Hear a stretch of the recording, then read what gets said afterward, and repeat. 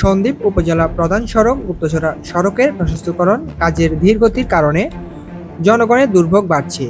এই সমস্যার সমাধানে উপজেলা প্রশাসন দ্রুত পদক্ষেপ নিয়েছে। উপজেলা নির্বাহী অফিসার ইউএনও মং চিংনু মার্মা সড়ক ও জনপদ বিভাগের কর্মকর্তাদের সাথে যোগাযোগ করলে জানতে পারেন আগামী অক্টোবরের মধ্যে কাজ শেষ করার জন্য সংশ্লিষ্ট ঠিকাদারকে নির্দেশনা দেওয়া হয়েছে। বর্তমানে বর্ষার কারণে কাজ কিছুটা ব্যাহত হচ্ছে, তবে কাজের গুণগত মান যেন অনুমোদিত পরিকল্পনা ও নকশা অনুযায়ী নিশ্চিত করা হয় সে বিষয়েও তিনি সংশ্লিষ্টদের অনুরোধ জানিয়েছেন। একই চিঠিতে ইয়োনো মং চিংনু মার্মা রাস্তার কাজে বাধা সৃষ্টিকারী ও ফুটপাত দখলকারী ব্যবসায়ীদের প্রতি কঠোর হুঁশিয়ারি দিয়েছেন।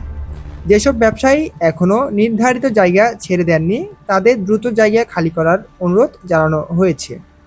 পাশাপাশি ফুটপাত দখল করে মালামাল রাখা থেকে বিরত থাকতে ব্যবসায়ীদের অনুরোধ করা হয়েছে।